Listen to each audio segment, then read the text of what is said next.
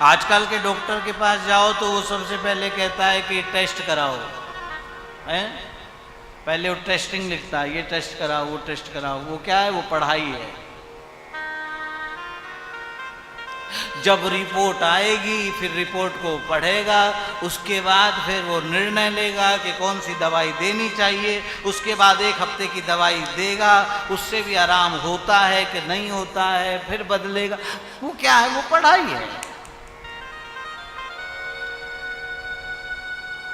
वो गुरु की शरण में रहा हुआ है, पढ़ा हुआ तोता है, रट्टू तोता।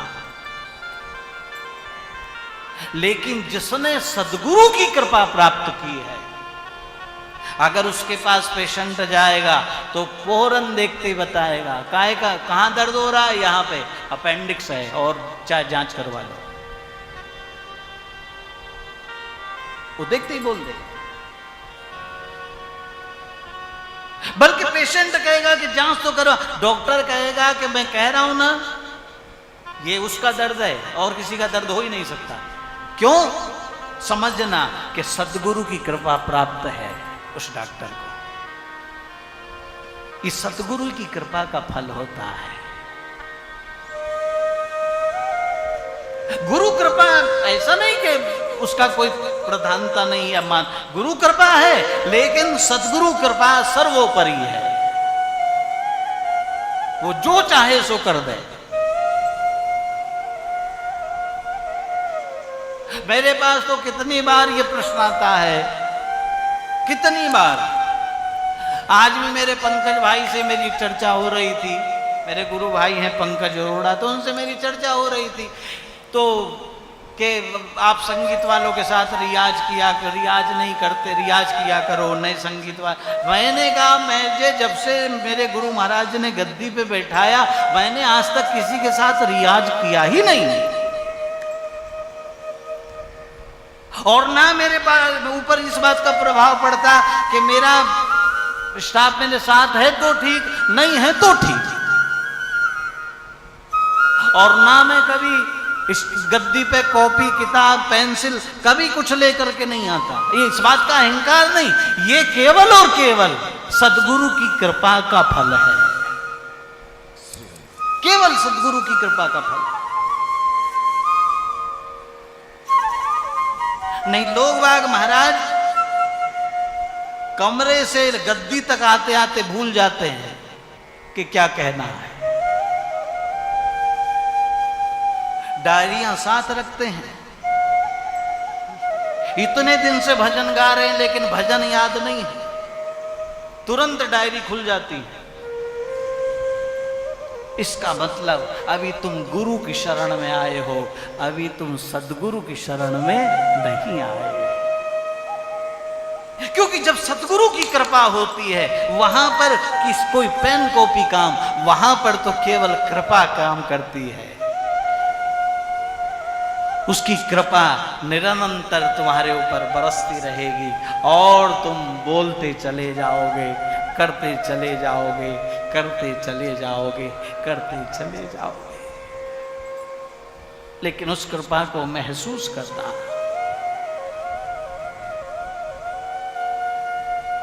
इस बात का ध्यान रखना कि मैं नहीं, ये तो करने वाला कोई और है, देनहार कोई और है, भेजत है दिन रैन। और लोग भरम हम पर करें तासे नीचे नैन। ये सतगुरु की कृपा। इसलिए सतगुरु की वाणी को पकड़ो, सतगुरु की वाणी को पकड़ो। सतगुरु क्या बोल रहा। कबीर साहब रामानंद जी को गुरु बनाना चाहते थे, उनकी इच्छा थी कि रामानंद जी को मैं गुरु बनाऊं, और उन्होंने मन से रामानंद जी को गुरु मान भी लिया था, लेकिन रामानंद जी दीक्षा नहीं दे रहे थे कबीर के।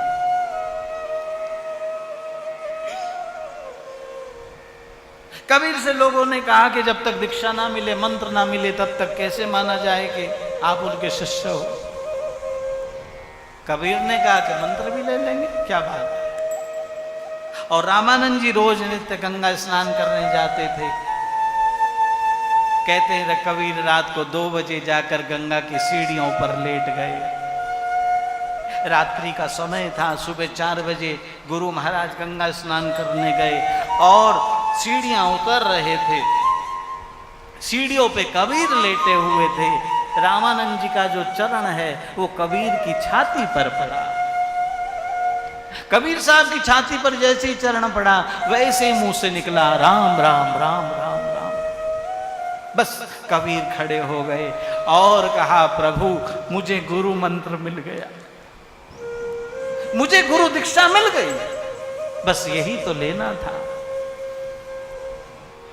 और अंत में कबीर ने कह दिया राम राम सब कोई कहे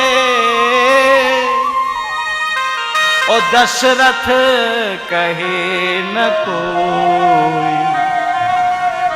और एक बार दशरथ कहे तो जन्म सुफारत हो। कहते हैं कबीर इतने बड़े चक्रवर्ती संत बने जिसका आप लोगों को भली भांति ज्ञान है। सद्गुरु की कृपा जीवन में उतरती मेरे भाई बहन, लेकिन हां तुम्हारा विश्वास होना चाहिए, दृढ़ निश्चय होना चाहिए। मेरे सद्गुरु ने कहा है तो होगा, उसके बाद किंतु परंतु संशय मत रखना। अगर संशय रखोगे तो बजधार में डूब जाओगे। और इस तरह का विश्वास रखना, किस तरह का, रोज तो गाते हैं भिलनी सवारे रास्ता आएंगे राम जी, भिलनी सवारे रास्ता आएंगे राम जी, भिलनी सवारे रास्ता आएंगे राम जी, भिलनी सवारे रास्ता आएंगे राम जी। मेरा विधन जीवन बनाएंगे राम जी, मेरा विधन जीवन बनाएंगे राम जी, मेरा विधन जीवन बनाएंगे राम जी, मेरा विधन जीवन बनाएंगे राम जी। भिलनी सवारे श्री राधे। रास्ता आएंगे राम जी, भिलनी सवारे रास्ता आएंगे राम जी, भिलनी सवारे रास्ता आएंगे राम जी, भिलनी सवारे रास्ता आएंगे राम जी। बिलरी से लोगों ने कहा कि बिलरी बचपन बीत गया, जवानी बीत गई, बुढ़ापा बीत रहा है। और देखो बिलरी ने राम नाम नहीं जपा, कुटिया में नहीं बैठी। बिलरी का प्रेम देखो। सतगुरु ने कहा है कि बिलनी तेरी कुटिया में राम आएंगे। भिलनी अब मरने, भिलनी को यह विश्वास है क्या, जब तक राम नहीं आएंगे तब तक मेरे प्राण नहीं निकल सकते। मेरे सतगुरु की वाणी है, मेरे सतगुरु मुझे अमर करके गए। मेरे सतगुरु कह के गए हैं तेरे यहां राम आएंगे। लोग उपहास उड़ाते हैं, हंसी उड़ाते हैं, लेकिन शबरी को कुछ भी सुनाई नहीं देता। शबरी ने तो केवल एक ही बात सुनी थी अपने सतगुरु की। क्या? अंतिम समय, जिस समय सतगुरु देह त्याग करने लगे उस समय शबरी गुरु के महाराज के पास गई। और शबरी कुछ बोलती नहीं, केवल नेत्रों से आंसू निकल रहे हैं। और सतगुरु तो मौन की भाषा को समझता है। सारे शिष्य रो रहे हैं, चिल्ला रहे हैं जोर जोर से, कोई दवा कर रहा है, कोई हाथ दबा रहा है, कोई सिर पकड़, लेकिन शबरी तो चुपचाप बैठी है। और शबरी का, सतगुरु का ध्यान जो है वो केवल शबरी की तरफ है। सतगुरु समझ गए कि ये जितने भी रोने गाने वाले हैं ये तो थोड़ी देर के लिए हैं, उसके बाद इस आश्रम को संभाल लेंगे और बाद में लड़ाई झगड़ा करेंगे। लेकिन मेरे लिए तो केवल एक ही है, कौन? ये शबरी है। और जाते जाते सतगुरु ने अपने जीवन भर की जो साधना थी वो अपनी शिष्या को सतगुरु ने समर्पित दे दिया।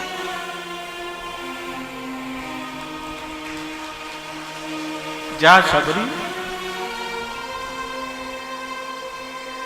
मैं तो नहीं देख पाया, लेकिन तेरे यहां राम आएंगे, मेरा आशीर्वाद है।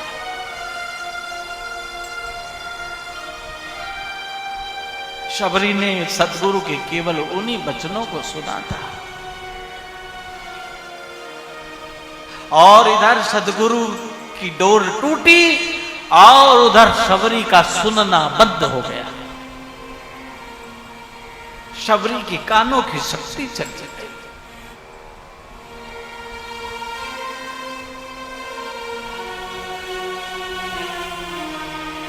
सतगुरु ने डोर तोड़ी श्वासों की और शबरी को सुनना बंद हो गया। क्यों? शबरी ने कहा, अब सतगुरु की बात, आशीर्वाद सुन लिया, अब संसार की बात सुनने की आवश्यकता नहीं। बस कान में वही गूंजता रहा, राम आएंगे, राम आएंगे, राम आएंगे।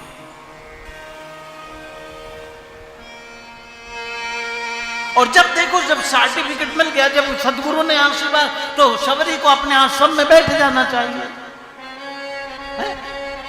आश्रम में बैठना चाहिए, आराम करना चाहिए कि सतगुरु का वचन है राम आएंगे। लेकिन नहीं, नित्य जाती है, नित्य रास्ता बुहारती है, फूलों से सजाती है, राम आएंगे। शबरी से किसी ने पूछा कि शबरी, ये नित्य तुम रास्ता क्यों संवारती हो, क्या बात है? जब सतगुरु ने कह दिया राम आएंगे तो आएंगे, अपने आश्रम में बैठो, कुटी में शांत होकर क्यों नहीं बैठती? तो उन शबरी ने कहा कि ज्ञानी महात्माओं के लिए तो ठीक है, लेकिन जो अज्ञानी है उनके लिए मेरे सतगुरु की बदनामी हो जाएगी। कैसे? मान लो कोई छोटा बच्चा है, अगर वो सुंदर नहीं है, कुरूप है, तो लोग इतनी नफरत नहीं करते, क्योंकि वो तो प्रकृति की देन है ना? लेकिन कोई बच्चा बहुत गंदा है, धूल में लिपटा हुआ है, बाल भी नहीं बाए हुए उसके, पुराने फटे कपड़े पहने हैं, गंदा संदा मलिन है, तो उस बच्चे के लिए समाज के लोग क्या कहेंगे?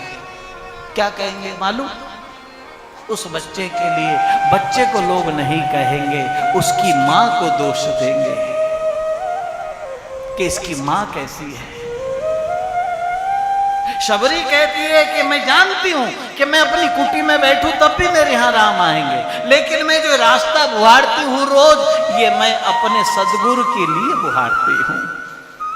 कल को राम आए तो लोग ये ना कहें कि रास्ता कितना गंदा है और फलाने की शिष्या, फलाने सदगुरु ने कुछ सिखाया नहीं, इसलिए मैं रास्ता बुहारती हूं। बाकी मुझे मालूम है मेरा भी धन्य जीवन बनाए राम जी,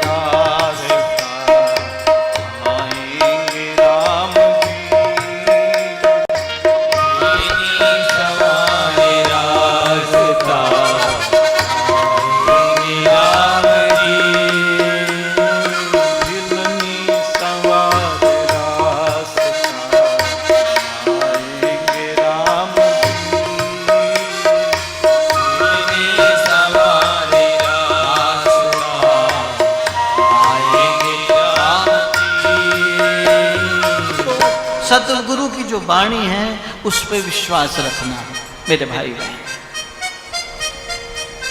सदगुरु में वो सामर्थ्य है, अगर तुम कोयले भी हो तो तुमको हीरा बना देगा, अगर तुम कौवे भी हो तो तुमको हंस बना देगा। सदगुरु में वो सामर्थ्य है। लेकिन हाँ, वहां पर तुम कौवा बन के जाना तो बनाए, बगुले बन करके मत जाना। समझ रहे हो? बगुला जानते हो ना? कौवा बन के जाओ तो हीरा बना दे, अगर बगुले बन के गए तो कोई गारंटी नहीं, हो सकता है दंड भी मिले। जो है वो खोल दो किताब, वहां पर किसी प्रकार का भेद मत रखना, क्योंकि मानस में गोस्वामी जी कहते हैं मोहि कपट छल छिद्र न भावा, मन निर्मल हो ना हो कोई बात नहीं, कोई फर्क नहीं पड़ता। मन निर्मल ना हो कोई बात नहीं, कोई चिंता का विषय नहीं, लेकिन मोहि कपट छल छिद्र न भावा, सतगुरु के सामने कपट लेकर के मत जाना। जाना तो खुली किताब की तरह जाना, बता देना ऐसा ऐसा हो गया, ये हुआ, हाँ मैं ऐसा हूं, लेकिन आपकी शरण में हूं। इस तोते के बच्चे ने भगवान शिव की वाणी को नहीं पकड़ा, और क्यों? क्योंकि सदगुरु की कृपा हो गई तो गुरु तो बहुत मिल जाते हैं। ध्यान देना, सदगुरु की अगर कृपा हो तो गुरु तो बहुत मिल जाते हैं साहब। कथा को नहीं पकड़ा, इस तोते के बच्चे ने सतगुरु रूप में, कौन? मां पार्वती जो है सतगुरु के रूप में है, और माता जी की वाणी को पकड़ा। और माता जी की वाणी क्या है? हुकारी, हूं। क्या है? हूं। एक अपने अनुभव की बात और बता दूं, अगर कहो तो, है? सतगुरु की पहचान, उसकी वाणी बहुत सरल होगी, बहुत सरल होगा वो,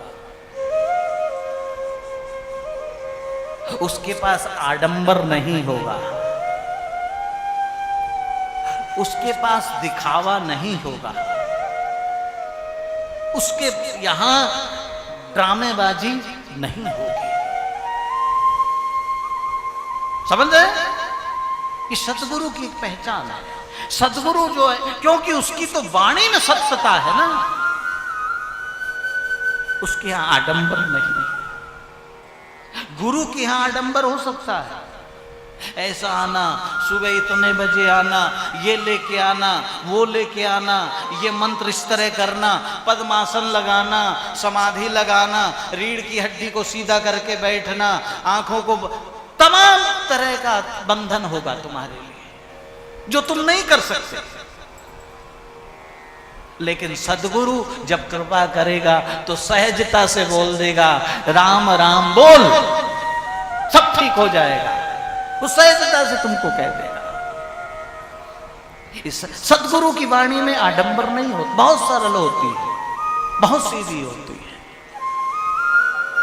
पार्वती जी की वाणी क्या? हुकारी तो है, हूं। और कहते हैं तोते के बच्चे ने सदगुरु रूप में पार्वती जी की वाणी को, हुकारी को पकड़ लिया, और इधर माता जी को नींद आ गई। नींद आई माता जी को, और इधर वो तोते का बच्चा हुकारी देता रहा, हुकारी देता रहा, हुकारी देता रहा। बहुत समय के बाद निद्रा खुली। जब निद्रा खुली तब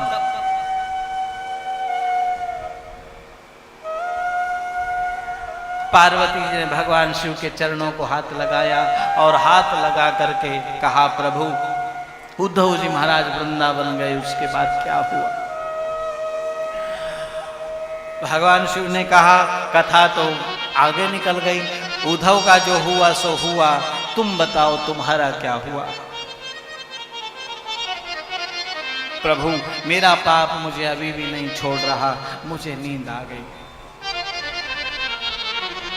नींद ने मुझे घेर लिया। कहते हैं भगवान शिव ने कहा हुकारी तो बंद नहीं हुई पार्वती, अगर तुम सो गई थी तो हुकारी बंद हो जानी चाहिए ना। तुरंत ध्यान लगाया और भगवान शिव ने जैसे ही ना ध्यान लगाया वैसे ही तब शंकर देखो धर ध्याना और हृदय विचारत शंभु सुजाना। ये क्या हो गया? ऊपर बट वृक्ष में तोते का बच्चा हुकारी दे रहा है, ये क्या हो गया? कहते भगवान शिव खड़े हो गए, मेरी कथा जो है वो बट गई। ना रहेगा मांस ना बजेगी बांसुरी, जब तोते का बच्चा ही नहीं रहेगा तो कथा कहां जाएगी। कहते माता जी ने कहा प्रभु आपने कहा था जो इस कथा का श्रवण करता है वो अमर हो जाता है, और उस तोते के बच्चे ने कथा का श्रवण कर लिया है, आपके मारने से वो नहीं मरेगा। लेकिन भगवान शिव नहीं सुनते हैं, आगे आगे तोते का बच्चा और पीछे पीछे भगवान चंद्रशेखर चले जा रहे हैं। तीनों लोकों में तोते का बच्चा घूमा लेकिन किसी ने भी शरण नहीं दी।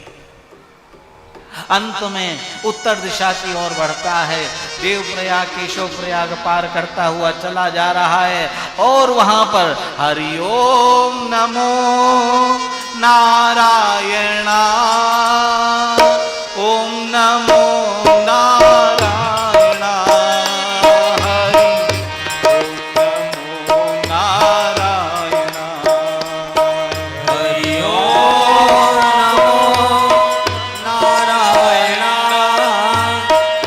ओम नमो नारायणा, हरि ओम नमो नारायणा, हरि ओम नमो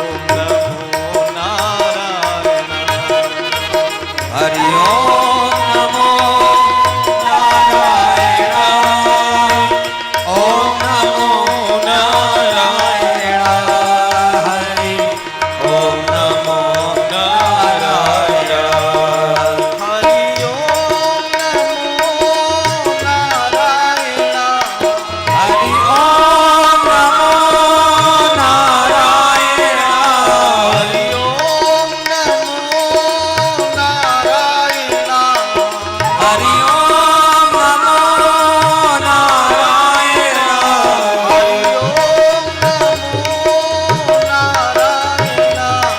हरि ओम नमो नारायण हरि ओम नमो नारायण ओम नमो नारायण हरि ओम नमो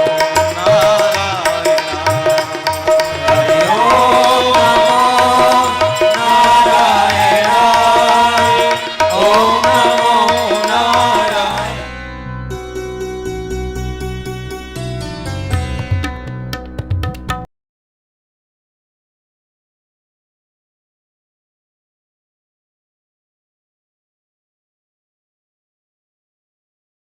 आनंद टीवी से जुड़ने के लिए आप हमें व्हाट्सएप करें 9277395752 पर।